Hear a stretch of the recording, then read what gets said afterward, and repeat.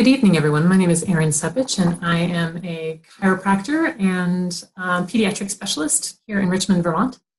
And this is a brief little talk about how to optimize your child's brain development. So we've got a bunch of different phases of development we're going to cover, and I'm just going to sort of umbrella a whole bunch of different strategies that you can employ as parents and as grandparents and as caregivers that'll be really helpful for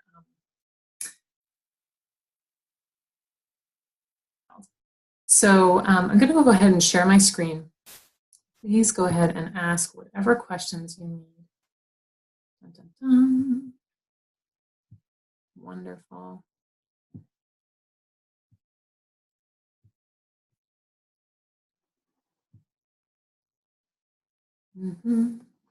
Okay, so what we have here is just our title slide. Really what we're looking for is optimal brain development is a really balanced brain. And some of the things that we're looking forward at in our culture currently in the West is pretty remarkable imbalance of brains, particularly, unfortunately, on the male side of the spectrum. And we can definitely go ahead and address some of that either post or in any of your questions. So this is my disclaimer. Anytime I'm speaking with parents, I generally find that folks are extraordinarily anxious and or wanting to be perfect, and there's so much potential for guilt, and I really don't want to go there today. So let's take all of this in context. So all of the points I'm making, if they're doable and employable for you, great. If not, either ask a question, consult a professional, or let it go, in my opinion. Always practicing self-compassion and patience with yourself. Parenting is a marathon, right? Always try to give yourself enough support. So many needs of parents, particularly mothers, go graciously unmet during the first, 3 to 6 years of a child's life, let alone, 18. So I'd really like to encourage you guys to give yourselves a bit more of what you need. So if you need ladies' time, if you need childcare, if you need date night, because everybody should have date night, preferably once a week, really try to find the support. If you have to barter for it, if you don't have great locations to do what you want to do where you are, get out of town together, either as a couple or as a family, and bring an au pair if you need one. Bring an aunt or an uncle or both, so that you can have some time and that you can also break out of your routine. Yeah, the guilt and anxiety piece, again, we're all doing the best we can with the information that we have at the time. So always remember, these are the things that I find help my parents the most, that you really are modeling self-care and you're modeling self-compassion for your young people. And when parents realize that, they're like, oh, right, I won't run myself into the ground, or I won't speak that way about myself, or I won't, all of those things. Just being all about love and compassion is super good for brain development, believe it or not. So here we go. We're going to cover the basics of what you can do when you're expecting or when you're expecting to expect. Just super basic points. And through delivery and the transition phase as well, there's definitely some big keys that you can take home. Infancy is obviously a very large piece. And toddlerhood, it's important that those go in order, particularly with the movement. We're going to cover school-age children as well. And generally, these are the most important phases, because if you can catch something in these phases, particularly the earlier ones, it can be corrected really easily and quickly.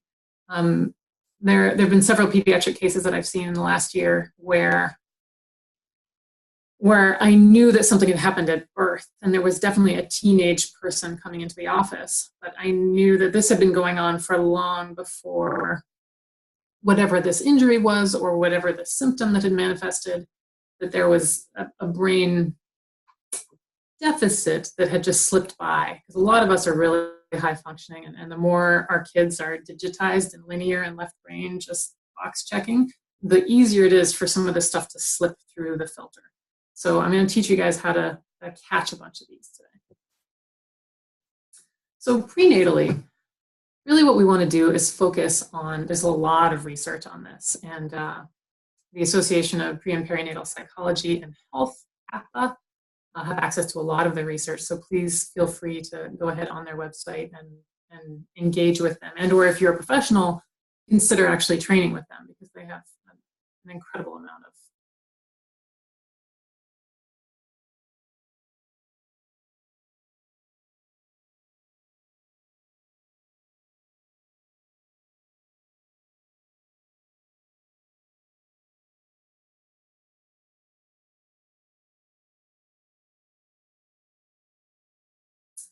There's a podcast named, my friend Dr. J does it, and he's done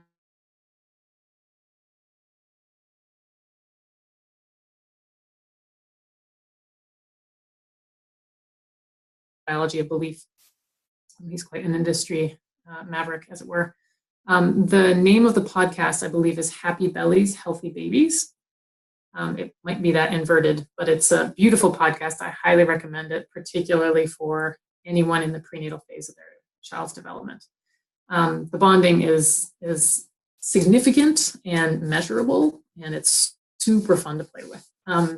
So really, it's about it's exploring different ways to really deeply connect with your baby while they're still inside mama's body. So you can do it with either parent. So it's fun, and it actually pans out for really solid sympathetic pacification, which keeps the child out of fight or flight for longer and gives them a better balanced stress response after they're born.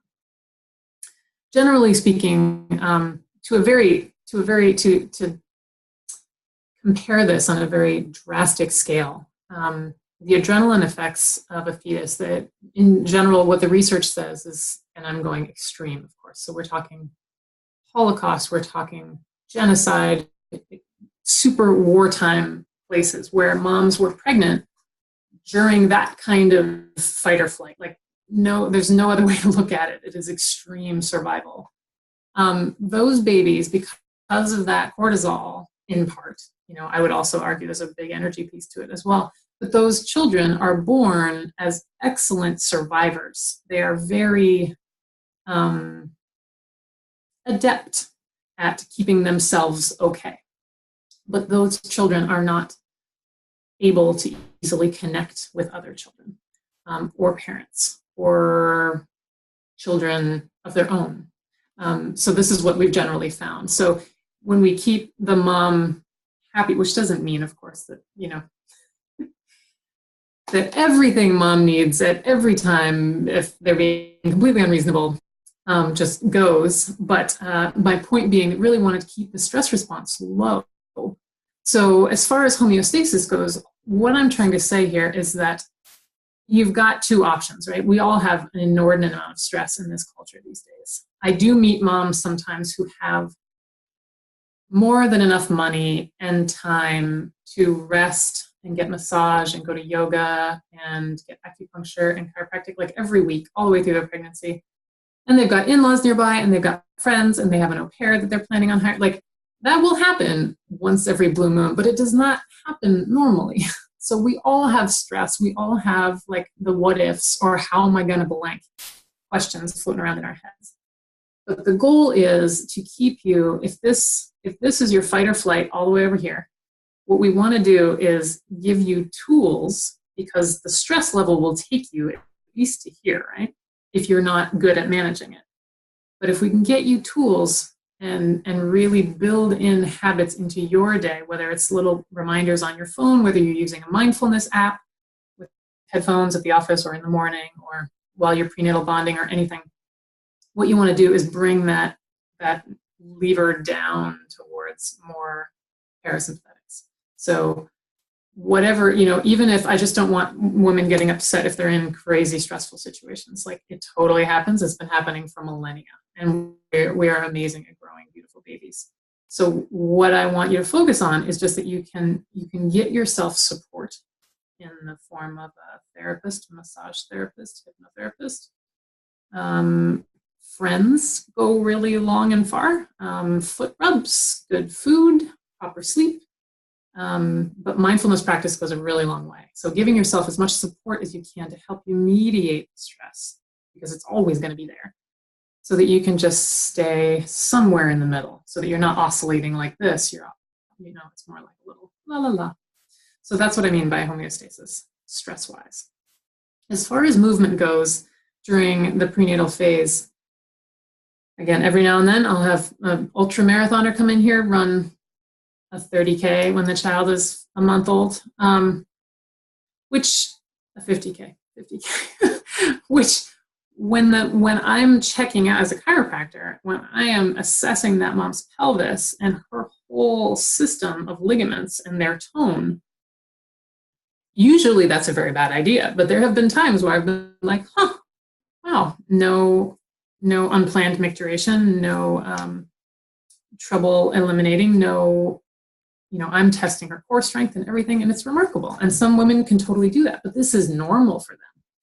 It is not a good idea in pregnancy to start a new exercise program that you're not familiar with. I highly discourage that. In general, I always want moms to be gentle, stay within familiar boundaries, and obviously watching your heart rate, and check in with your obstetrician or midwife about where your target heart rate should be based on your resting heart rate and fitness levels. So really protecting your stability from a pelvic standpoint, which I run into exercise-wise with my patients, probably only around sprinting after a toddler in a parking lot or gardening for too long, where they kind of let their ergonomics go and then pull something. Most moms do keep it gentle, and they'll walk or hike or push a stroller, or even some do some cross-country skiing.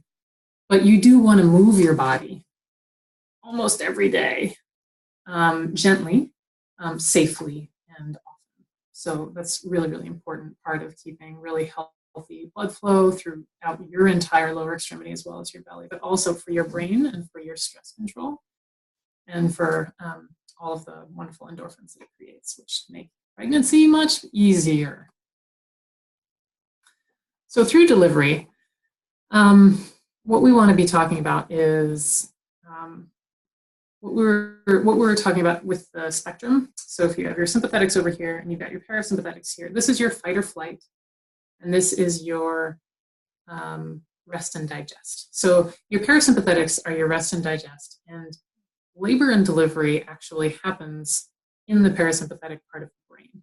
So what I try to tell my parents is, and one of the reasons I recommend hypnobirthing and a couple of other, but mostly hypnobirthing training in advance, if I have a mom who is either has a very high bar for what she wants to accomplish with her birth, or has had trauma in the past, or is naturally just a more anxious person, I always will recommend hypnobirthing. And we have some incredible instructors here in our area, but just about everywhere in the country, there's access somehow to that material. Because what it does is it brings you back into your zone, which you access through the parasympathetic part of your brain. So one of the reasons that I think so many of the interventions that happen unnecessarily in the current obstetrics in this country, in this continent, quite frankly, are often because mom is pulled out of parasympathetics and into sympathetics. And you can look at this in an embarrassingly pedestrian context when you understand that most farm animals, let alone wild animals, won't deliver in the presence of a stranger. So the farmer can go in and attend, but hands off. But so frequently, and particularly this happens here in Vermont a lot because we have some great teaching hospitals here. But frequently, mom will be on her back, which is the most vulnerable position for any mammal, and maybe in some stirrups or something like that. And I've just heard so many stories of people marching in a class of interns, not often residents, but med students. And if she is not in her zone enough in that place that you access to the parasympathetics, if she's not down that hole already, this is going to distract her and she's going to move her needle towards the sympathetic end. And this is really important to keep an eye on. Because at that point, if she's not feeling safe, her neurology is not going to move as smoothly in the direction of delivery. So it's a really, really simple situation. And in lieu of shifting a lot of our normal obstetric practices, which I think are very shiftable, I find it much easier to empower my patients to acquire the skills set forth through hypnobirthing and through doula training, and having a doula with you and or an advocate so that you can sort of check out of any of the logistics. You've already had the discussions. You can check in with how you're feeling now if it's changed. You don't have to communicate to anybody. You don't need to make any decisions. You can just stay in your zone. So anything that takes you out of your zone is going to inhibit the natural progress of your labor and delivery. So if you can just keep that in your mind, that's, anything that's going to help you stay over here, bueno. You can't lose. And that's how I believe we can keep interventions to a minimum. Movement is really important here, and positioning. And generally speaking, and most obstetricians that I know and all the midwives I know are generally a fan of mom's body being where mom's body needs to be. It's thank goodness going by the wayside now that there's a more standard on your back in the stirrups. Maybe you have some help holding you up, but all of that weight goes right on your sacrum. Not to mention that it's non-productive neurologically speaking. But being on your side, or being upright in a squat, or being on all fours, or in a pool or a bath, any of those just jive structurally a lot better and allow more freedom of movement than being locked this way. So consider that, and consider the freedom that you're going to need to have when your intuition tells you that you need to do X or shift Y and you can't. Then you're going to want your team to be ready to move with you. Again, movement is essential. Microbiome is a really big piece here. This is the first time it enters the equation, as the baby optimally will exit the vaginal canal and will be inoculated by mom's flora. And preferably mom's microbiome is in really good shape, which would be one of the priorities that I would make. I recommend that my pregnant moms make. So getting on a really good probiotic, or having your stool tested, or just prophylactically. And I've done a lot of that research. I highly recommend Dr. Perlmutter's book, Brain Maker, if you are interested in more of the strains and the research behind them.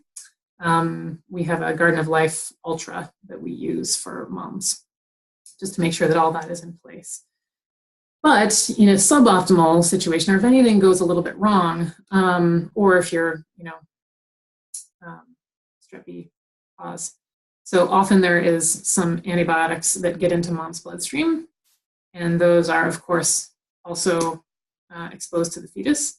So one of the things that we want to do, or obviously if you have a cesarean, whether it's emergency or not, that child is not going to get inoculated the same way. They're going to have doctors' hands be the first things to make contact with them. Hopefully they're right on you, which is beautiful, but becoming slowly more and more common. But those things are really, really important. So if that doesn't happen in the hospital, okay, no problem. But please share this with as many people as you can. It's very important that that infant get inoculated appropriately. So there are baby powdered formulas, not formulas, probiotic formulas like powders that you can mix with breast milk and actually paste even on your nipple to help the child get the bugs that they need. Because if we don't establish it early, these are the kids that I see with the most chronic illnesses in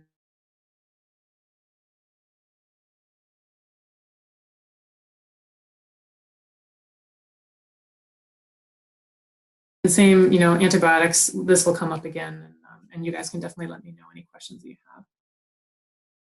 If mom and baby endure any trauma, and this totally happens, birth is a crazy athletic event.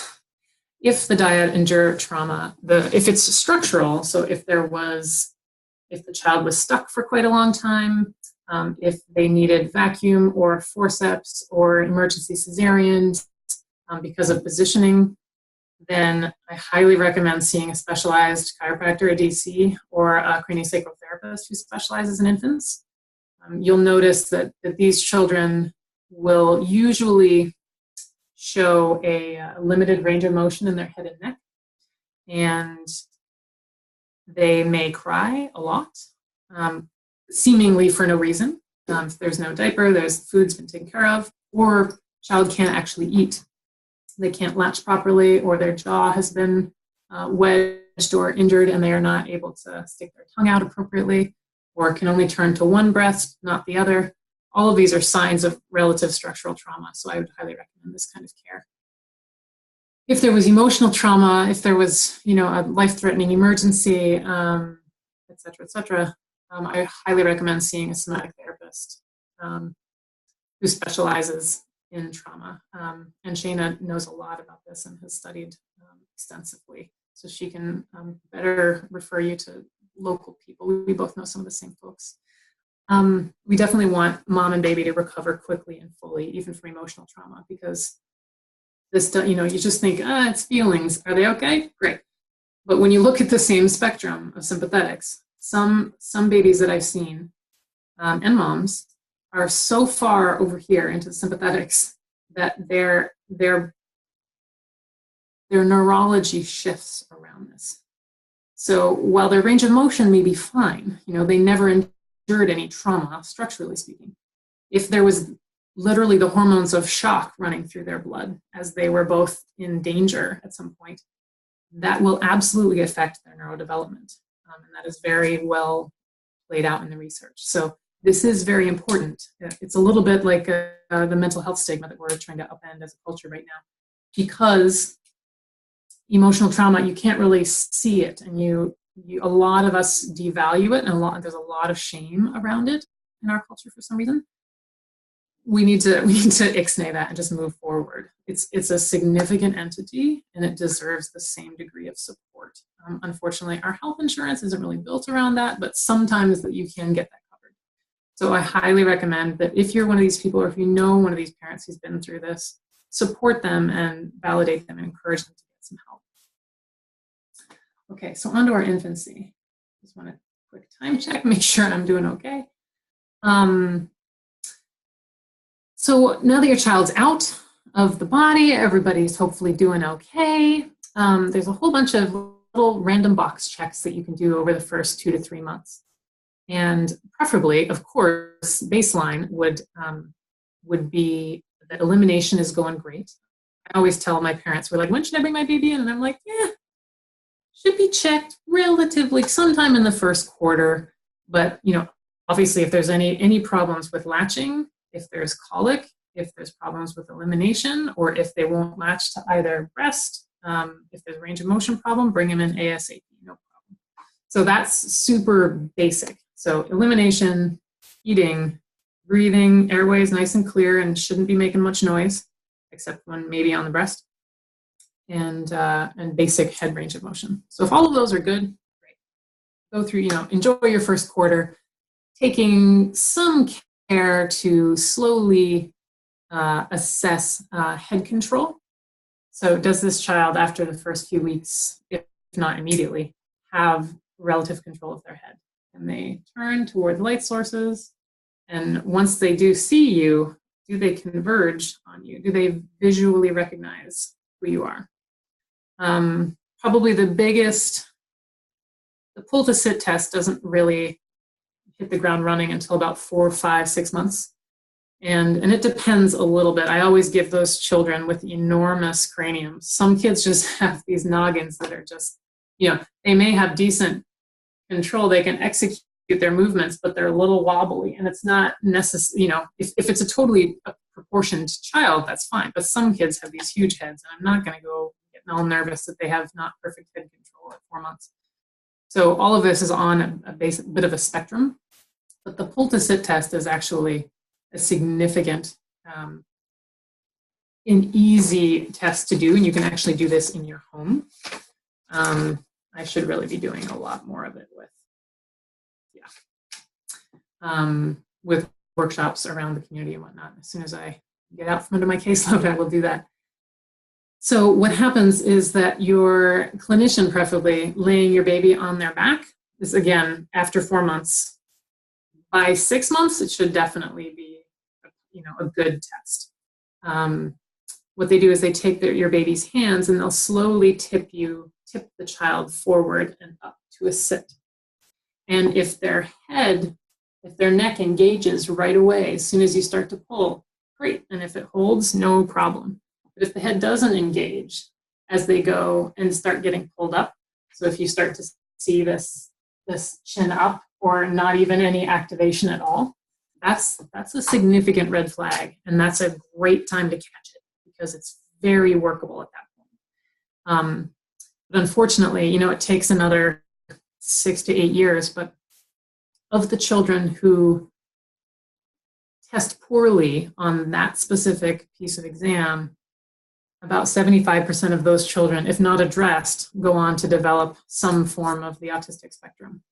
So this is a super important, again, it's nothing you can do in the first quarter. You're not even thinking about it. But this is something that every child should have done. And every parent can just sort of check their box and go, oh, very good. And if not, you really want to see someone like me or go into your pediatrician and report this. Like, this is what's happening. Like, we need some early intervention, bring to a specialist chiropractor, CST, and get some treatment. But the pull to sit, again, if you can share that as far and wide as you possibly can, we could help a lot of kids avoid all kinds of annoying, stigmatized, financially inconvenient, timely inconvenient complications down the road. Because it's, again, generally speaking, very easy when you catch it early. So as well with infancy, the bonding time, super, super key. Skin on skin, same whole thing with the stress piece and brain development. So as much connection as they can develop and as safe as you can help them feel, the better. And again, if you have a child who can't be off of you ever from the very beginning, odds are there was some kind of trauma in that labor and delivery. So definitely a piece to unwind with a skilled professional, because we do want mom to also be able to breathe within the first quarter or so, which doesn't mean a significant separation, but if the child can't tolerate, doesn't feel safe enough to be put down or to be with someone else, that's a little bit of a red flag in my book, which just means that they need more support. That's all. So in infancy, one of the biggest things that you want to keep, I guess probably the two biggest pieces are how important prone time is. So when baby's on their belly, the first, in order, in the order that it's supposed to happen in, the first muscles that really develop in the body, I guess technically it's the medial rectus and the eye, but for our purposes, it's actually the suboccipital muscles. So what ends up happening is when the child is prone and they lift their head, they're actually driving very directed, timely, in order neurodevelopment through the brain. So the most proprioceptive fibers in your whole body exist right under the bottom of the back of your skull. So the amount of cortical feedback that you get from doing just this is massive, let alone being weight-bearing and doing something like this as an adult or as a child. As a baby, we're trying to work that from the beginning. So again, another flag, if your child will not go prone, even on you, if they won't come belly down and be able to lift their head a little bit, that's a problem. It's not a problem necessarily in month 1, but they should be able to be prone, especially on mom or dad. But if you by the end of that first quarter, if they can't tolerate being on their belly, then there was some sort of structural issue that happened during that pregnancy or during that delivery, which is not a problem, nobody's fault. But if they have some torsion or compression on their diaphragm, they're more likely to suffer reflux. If they can't handle that pressure, there needs to be a treatment intervention in there to open that up and release that tension. So that's a super helpful thing to keep in mind. Again, prone, and then eventually as the infant is aging, we want them to be able to fully extend their head and easily pan 180 degrees side to side. And if you notice that not happening, or a child, won't look to the right, but will look to the left, or rolls to look to the right, that is an indication that there's a restriction in that child's C-spine, which is going to change the cortical input as their brain is developing. So definitely a reason to get to a CST or a DC or a PT with infant specialization, manual therapies. So, and all of this treatment should be very well tolerated. None of this should be traumatic for the child at all. A lot of what I do with my parents is teaching them how to do these exercises within tolerance. So you never want to upset the child, unless they're like maybe a toddler. Then you can like ride the fence of like, child is annoyed but not upset. You know, you can push it a little bit, but with infants, not so much. So use your intuition, find a practitioner that really aligns with you, and make sure that they're happily on their belly. And then they start moving into doing push-ups and reaching, which only happens after their core really knows what's going on. And then from the reaching, the crawling will start to happen from there. Crawling is essential, very, very important. And we'll move right on to toddlers. I just did want to hit this microbiome protection point. So the same situation, basically. Sometimes infants will have, God, anything could happen. They could end up on antibiotics from the pediatrician. There could have been, you know, an acute issue that landed them in the ER. So many ways that you can do this. Simple ear infections later in infancy, usually more in toddlerhood. Obviously, when you need antibiotics, I'm a big fan of antibiotics. I like to keep their incidence low so that they work on whatever body it's going to work on. But every time you need to resort to that, you need to know to go and recolonize again. So I would recommend, even for an infant, probably a good 4 to 6 weeks on a solid dose of a powdered probiotic infant formula, very important, after every administration of the antibiotic. So keep that in mind. It goes all the way through these slides. So with toddlerhood, again, crawling is a huge, huge milestone. So you've got the prone head panning that's huge for the infancy, and then the toddlerhood, crawling, you know, in between the two it's an essential part of cross-hemisphere corpus callosum activation in the brain. So everyone knows somebody who didn't crawl. And those people are, I think, 80% more likely to develop or be diagnosed with dyslexia.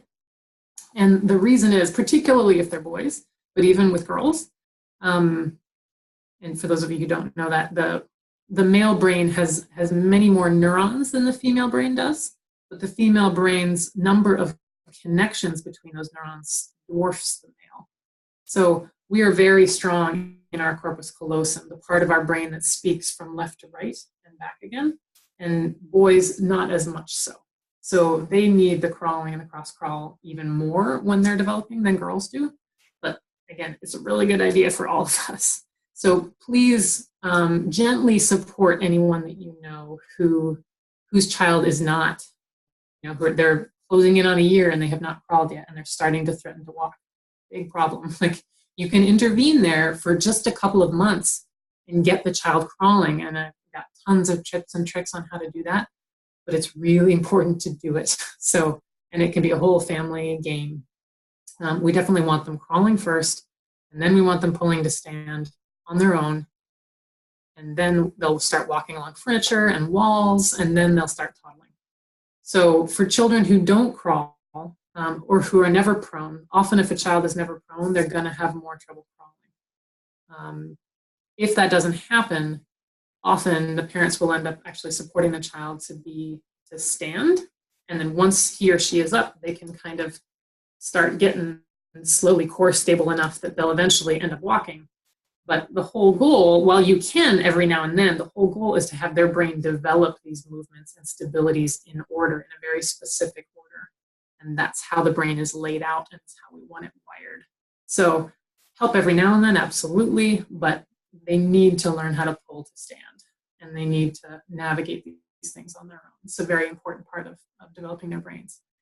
At this point, also, you want to be aware of language and progression of numbers, number of words that they have, taking into account personality, of course. Some kids just really aren't terribly verbal, But the kids who aren't verbal usually are quite kinetic, and you can tell they have a better sense and a better position sense of their body, and a bit more control and coordination. So if they're, a little behind in language, but this stuff is en fuego, no problem. And the same thing with the other, some of the other, the inverse, particularly with girls, will often develop verbally more quickly than they will develop kinetically. So as long as some of those pieces are there, just be aware of it and just keep an eye on it. It's nothing to be anxious about, but it's something to watch. Affect is still really important here in toddlerhood. Every now and then, you'll have a child who, I have a couple of kids in here, no, really only one or two, who go flat when I walk in the room. And they go flat for every person that isn't mom, dad, or brother, or whoever. There's just a very, at a child who's 2, to have that amount of flat affect is a little bit on, that's on my radar. I'm watching that very carefully.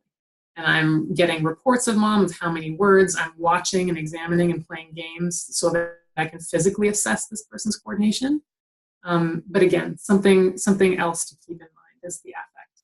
So if he didn't have like lots of laughter and lots of like expressions at home, I would be worried. Because he does, I'm not worried. Again, once you're into toddlerhood and later toddlerhood, you want to give your child as much exposure to diverse experiences and sensory stimulation as you can. Music is amazing, of course. And reading together, crafts, gardening, anything with textures that they can get their hands and feet into, going to the beach, etc. All of those things, anything that lights up any of their 5 senses, and the most of the 5 per activity, the better. Super, super helpful for brain development. Sleep position, again, by now, your child is super strong and should be able to turn and roll, and even under big blankets and pillows. We really want the babies and toddlers sleeping on, everybody, apparently. I knew this for babies forever, but I did not understand it also carries massive weight in the adult population. The optimal sleep position is actually prone with your head turned, preferably back and forth to different sides. So this came as a surprise to me, but it is, in fact, the truth. And it is much better for airway protection, which is why most NICU babies are on their bellies. And I don't know why we tell parents of healthy children to go home and sleep on their backs, because then they end up in my office or in CST's office because their heads are all smooshed. So if your child needs to be on their back while they're an infant, while they're little, see if you can manage to have them comfortably turn their head and turn it back and forth. They have good range of motion. That's much better than just straight here, because that actually creates all kind of tension in the dura inside the cranium. So if they can be prone, great. It's better airway, it's better jaw development, it's better cranial development, and you'll need a lot less work. So big fan of this. Early childhood is really where you see, the big part of the gender gap first widening. There's a great book out there called Pink Brain, Blue Brain, which I recommend for anyone with kids, period, but definitely if you have one of each or some of each in your house. It's quite enlightening with respect to the different ways that they develop and at different rates and different parts of their brain at different times, which creates considerable social angst in preschool and school classrooms as well. Movement here is super important. So early childhood into later childhood, particularly for boys, particularly like rambunctious, weight-bearing, cross-crawl activity, mucho importante. I can't stress it enough for appropriate brain development. Now, there was a study that JFK did, I think, when he was in office. They had a high school, so it's all the way up to high school, where they spent something like maybe 40% of their time on academics and 60% of the time on physicality. And they were basically an army boot camp constantly. And these boys looked like men. They looked like full men with lots of brawn because they trained so hard. But their scores, despite 50% less time spent on academics than any other high school in the Union at the time, their scores academically blew everyone else out of the water. And it was an experiment that he did for at least 4 years. But it just goes to show you how important this is. Very, very important for learning, very important to be experiential, very important, if at all possible, to be outside. And again, with the cross crawl, weight bearing, cross crawl. Swimming is great, but it's not a substitute for weight bearing cross crawl. Still keep the screen time to a minimum, less than 2 hours a day, if at all possible, in early childhood. And when they are on a screen, if you can create a context for them with you to discuss whatever you're watching, or pause and like have a conversation about it, that, according to the research, that almost, I think it completely negates the negative effects of the linear reward centers of addiction, that sort of thing, and the blue light stuff as well. Always get a blue light filter for your screen if you're using, for whatever screen the child is going to be using. Try to get a blue light filter and make sure that that is not an issue, because that is also neurodevelopmentally detrimental. Lots of sleep, very, very important. So, like we said, movement. Screen time, again, will increase because, unfortunately, all of our school-age children are on screens. Again, blue light filter, and keep the content manageable and in context. So always discussing, always sharing about it, those types of things seem to negate the negative consequences of screen time with developing brains. Really, with food, try to keep it clean and plentiful, lots of water, and no GMOs if at all possible. So GMOs are highly detrimental to the microbiome, and that is one of the biggest things that we are trying to protect here. So keep an eye on that, particularly wheat, of course. Organic wheat is one thing. European wheat is better. No wheat would be fine, probably. But also at this point, because your children were probably going to start writing code at about this age, consider some brain-friendly apps. There are several of these. There are several mindfulness apps as well if you have a child who tends toward anxiety a little bit. There's one called Happify and one called Headspace. And there are some wonderful child-aged applications for brain development specifically that are really fun and easy. And if you're at the dentist's office and whatnot, and you're going to give them a screen anyway, something like that is always a great way to sort of sneak that in there and keep them from just zoning out the device. So also be sure backpack's not too heavy. What ends up happening and why that's a reason, why that's a problem, is that the head of the child ends up translating forward considerably, which is a big problem, airway and spinal developmentally. Unfortunately, I think my teacher said this, and that's how it really got through to me. The neck is to the brain as the signal is to the cell phone. So if the neck is in really rough shape or is not developing properly, that brain, by definition, neurophysiologically, cannot develop in an optimal way. So anything, and obviously the desk ergonomics factoring huge to these children as well, because they've, probably 15 years maybe, assuming they go through undergrad, that they're sitting mostly at a desk, mostly locked into a Chromebook or something. And having a laptop is one of the worst postural things you can do to a growing spine. So the time that they're not at their desk in their classroom, preferably they are not on a screen, or they sure as heck are not on a screen, or carrying a backpack that is forcing them to look down and lean forward with their head and neck. Super, super important. Neck is very important to brain development. So I always recommend that the child is reading either on their belly on the floor, so they have to lift up their head, or even side lying, or they're seated like a prince or princess on the couch, and they have lots of pillows in their lap, and their book and their hands are resting on top of all of the pillows so that their neck is nice and neutral. Obviously, there's something like a book stand if you're going to sit and read at the dining room table. That's fine. Any of those things, super, super important. One of the biggest pieces that I've seen while children are texting when they're school-aged, nobody wants to hold their phone up in front of their face in public. Like, that's never going to happen. It's just it's an unconscious reflex. So I've managed to get children to jam, so sort of flex one shoulder, lift the elbow away from the body, and then jam a fist into that armpit with the other arm. And then your arm kind of just hangs out with your hand at about eye height, but you still look too cool for school. So that actually works really, really well. Thank goodness. Forever, I've had nothing to give kids other than somebody smacking them on the shoulder and being like, sit up straight. But it actually is incredibly important to have good posture. So yeah, the another great book called Brain Rules and Brain Rules for Baby. He talks about happiness instead of smartness, and both are very closely interlinked. And he said probably one of the best things you can do when you have an infant to make them smart is to, I think he told somebody to go home and love his wife who wanted to get into Harvard or something. So having harmony at home is super, super important, and to focus on connection and sharing and social interactions, very, very important. Apparently social interactions are the number one thing responsible for happiness in humanity anyway. So all of these things are very, very positive. So yeah, 3 things to keep in your mind. So the microbiome was a big take-home piece, right?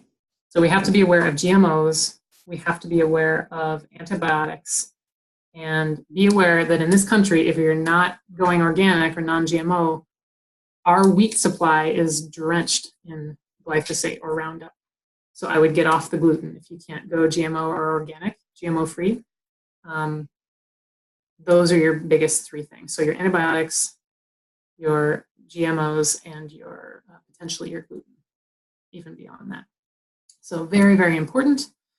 Neurologic tone is all of the signs that we were talking about, the signs and some of the symptoms of those different flags at different stages of development. So the tone begins with the pull to sit test, whether the child is able to see you and focus on you, and then can they control their head? Can they lift their head? That's the first measurement of neurologic tone. And then they just continue from there. How's the coordination? How's the balance? Are they crawling? Can they stabilize themselves?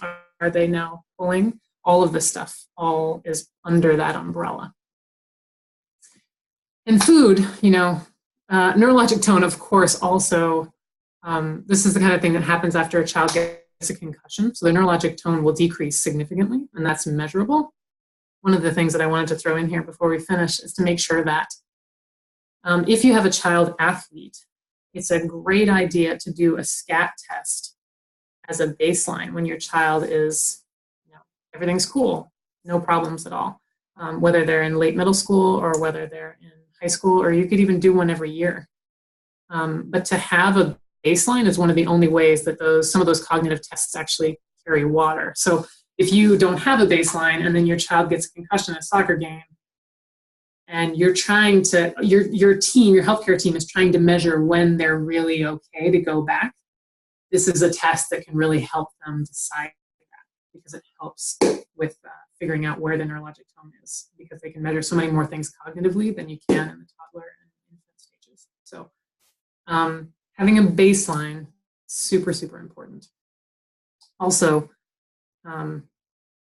all of these brain apps and doing all of these tips that I'm giving you help increase your child's neurologic tone as much as possible, so that when they are rendered concussed or rendered, febrile, or any of those types of insults happen to their system, they are way more resilient in the face of those onslaughts. So that's one of the big reasons that just looking at that is super important. As far as food goes, we talked about the gluten. Fats are really, really important. You want healthy fats, and you want, in general, way more fats than we eat in this culture, specifically than kids eat. So look into this. All my friends make fun of me, but I'm a big fan of the Eat Right for Your Type diet. I've just seen impossible things happen, beautiful, wonderful, healing things happen for everyone on that diet. But the acupuncturists and the Ayurvedic practitioners and the homeopaths and the metabolic typers, there's never, in all of those systems, no one is the same as far as like your fats and your grains and whatnot. We all are a little bit different. And if you can work in some of that assessment, if you have one child or maybe 2 children and you get lucky and they have the same blood type, oh my God, it's perfect. No problem at all. But like, I need a lot of fat. And if I'd had more growing up, I wonder how my brain would be different. It's never too late to add this stuff in at all, but you want really high quality fats, stable fats, and well-balanced fats, lots and lots of omega-3s, and you want them well tested. It's one of the best things to do to recover neurologic tone after an injury, according to the research. Sugar you want to be very, very careful of, and white sugar in particular, you could go without completely. I believe it's fMRIs have illustrated that the brain's response to white sugar, refined sugar, is about, it's eerily reminiscent of the brain's response to cocaine, vertically speaking. So on imaging. So maple syrup, honey, great. Cane sugar if you have to, but definitely be aware of that. And food coloring should be on this list. I totally left that off. And GMOs we already covered. So these three things are sort of just things to keep in your, in your consciousness long past middle childhood. So let me know if any of you guys have questions. Hi, Erin. Hello, hello. Hi, so Molly has a question, and she is looking for a recommendation on an infant powdered probiotic. Excellent. Let me just end this guy here. So there are two that I really like, and I might have to just go run and get it. It's Claire Labs, CLAIRE Labs. They have an infant probiotic formula that's excellent. And there's another one from Garden of Life that are really, really good. But you want to have, at least 8 different strains in there. And Lactobacillus infantis is probably the most important. So if you're using, you definitely want to make sure that that's in there. But Claire Labs has the best one that I've found. I have some parents just stop into my office to get that because you can't get it out and about. But it's a jar that you keep in the fridge that will last you forever. It's a super easy thing to get. So I have a question for you. Please. I'm curious to hear if you've worked with any children who've actually developed autism due to what it sounds like is neurological impairments on some level from their development. And if so, have you had any success with repairing that child, or is that even possible? Yeah, I'm an absolutely yes, that's possible kind of practitioner, and I've seen a lot of improvement. I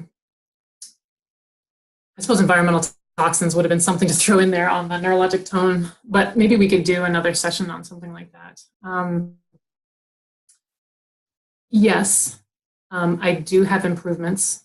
They're significant, but I always throw everybody on the bus. Like, okay, this is what I think is going on with this child. Let's have this person assess them for food sensitivities, because there are sensitivities, intolerances, and allergies. And just because you went to the allergist does not mean that these other two things aren't still involving that child's immune system and impacting their nervous system. So I always send them to get that done. And I almost always will send them to a craniosacral therapist as well, because we have such good care around here. So I'm going to neutralize their spine and work their cranium, but we have people here who've been doing similar work for decades more than I have. So I always want, somebody like Sandy or somebody like Karen to move with this child's tissues, even if they have to go right back to birth, and open up their dura to give their brain as much oxygen perfusion as possible.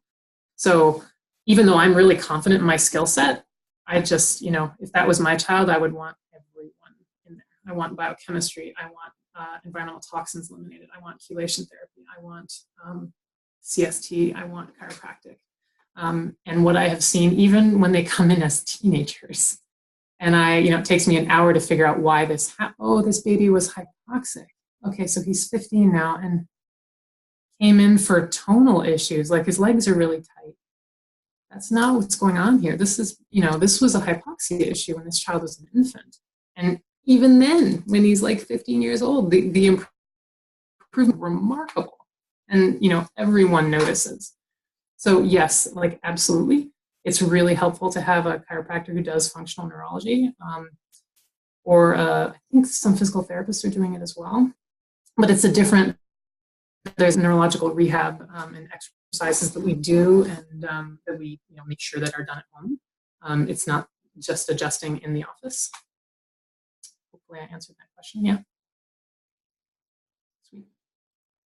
Sweet. Well, if there are no other questions, I guess. Shayna, are we all set? Can you hear me now? I can hear you now. So let's see if anybody else has another question. I don't think so right now. You were mentioning, I have another question, so we've got please. 3 more minutes. Yeah. I was wondering about the acid reflux that you mentioned in newborns. And so what's your recommendation for a baby that is not making the eye contact? Their head is moving, wobbly, and they actually clouds over the eyes, and acid reflux, so not eating very well.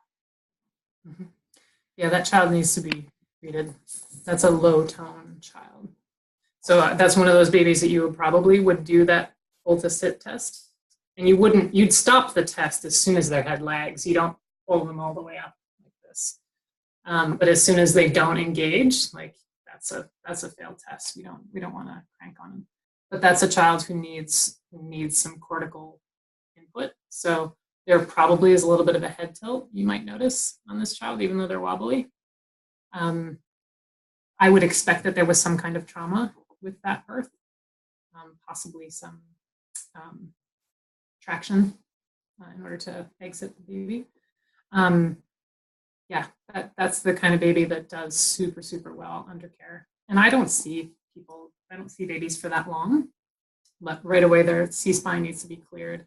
And I need to give parents exercises on how to bring them back in and doing different cross-crawl stuff in a supine position to help them engage.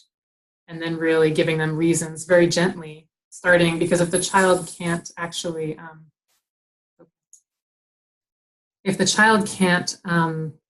bring their head all the way up from a prone position to look around, they often can from like 45 degrees. So we'll start there and we'll start having reps going back and forth with a rattle or mom and dad or a dog or anything like that.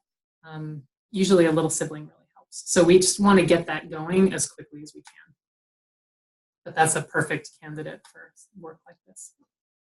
So one last question, sort of a fun question. What do you think, so like we as adults who come into awareness of this importance of working on our traumas and healing our tissues, can you please stop talking, please? Yep.